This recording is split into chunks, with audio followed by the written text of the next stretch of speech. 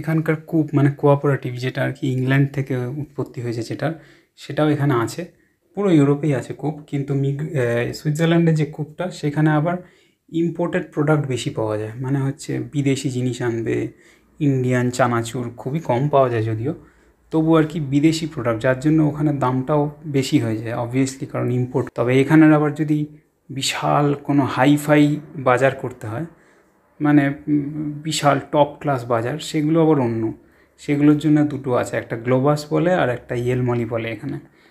সে দুটো আবার হচ্ছে টপ ক্লাস বাজার করার জন্য, কাভিয়ার পাওয়া যাবে, সেই সাংঘাতিক সব ফেমাস মাছ পাওয়া যাবে, তারপরে বিভিন্ন রকমের চিজ পাওয়া যাবে, দার্জিলিং আর আসাম চা পাওয়া যায় সেখানে।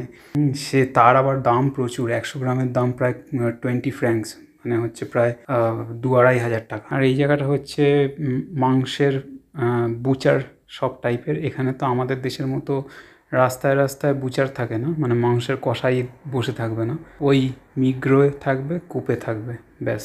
তবে এখানে অপশানও আছে, আইদার এদের থেকে মাংস কেনো বা মাংসের প্যাকেট ওজন করে রাখা থাকবে সেখান থেকে কেনো। তবে এখানে চিকেনের দাম সাংঘাতিক, এখানে 20 ফ্র্যাঙ্ক পার কেজির চিকেন আছে বা 30 ফ্র্যাঙ্ক পার কেজির চিকেন আছে, মানে 1 কেজি চিকেনের দাম মোটামুটি 3 থেকে 3,500 টাকা। কেন আমাকে জিজ্ঞেস করুন না, ভগবান জানে। তো যাই হোক, হয়তো ওদের ফার্মিংয়ের জন্য হতে পারে, কিন্তু মোটামুটি অ্যাভারেজ চিকেনের দাম হচ্ছে 25 ফ্র্যাঙ্ক পার কেজি বা 30 ফ্র্যাঙ্ক পার কেজি, যেগুলো খেতে ভালো হয়। তার জন্য এখানকার মানুষ ওরকম আমাদের দেশের মতো যেরকম চলে গেলাম মুরগি 1 কেজি 1.5 কেজি 2 কেজি কিনে চলে এলাম, এখানে সেরকম হয় না। এখানে 300 গ্রাম 400 গ্রাম 500 গ্রাম প্যাকেট করে রাখা থাকে, কারণ জানে এক্সপেন্সিভ, ওই জন্যে ছোটো ছোটো পোর্শানে রাখা থাকে যাতে সবাই কিনতে পারে। তবে এখানের মজাটা হচ্ছে এখানের ক্লাস সিস্টেমটা হিডেন, মানে middle class, lower class, upper class, এই সবগুলো হিডেন। যে টাটাও এখানে আসতে হবে বাজার করতে,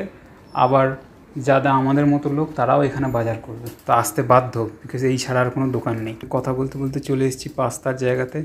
এটা তো পাস্তারই দেশ বা পাস্তার পার্শ্ববর্তী দেশ, পাস্তার রকমারি তো প্রচুর। তবে হ্যাঁ, এবং আমরাও বাড়িতে আমি প্রচুর পাস্তা বানাই, কারণ পাস্তা হচ্ছে কুইক আর ইজি, যার জন্যে যখন সময় থাকে না তখন কুইকলি পাস্তা করে দিই, বা পাস্তার মধ্যে সবজিপাতি মাংস যেটাই হোক দিয়ে পাস্তাটা বানানো খুব ইজি। এই জায়গাটা হচ্ছে চালের জায়গা, কিন্তু ভুলেও এখান থেকে আমি চাল কিনি না, কারণ চালের এখানে অনেক দাম। আমাদের দেশের পাঞ্জাব থেকে বাসমতি রাইসের প্যাকেট থাকে, কিন্তু তার প্রচুর দাম, 500 গ্রামের দামই অনেক বেশি। তো চাল ডাল বা যেগুলো ইন্ডিয়ান সবজিপাতি সেগুলো সব ইন্ডিয়ান দোকান থেকেই কিনি আমরা।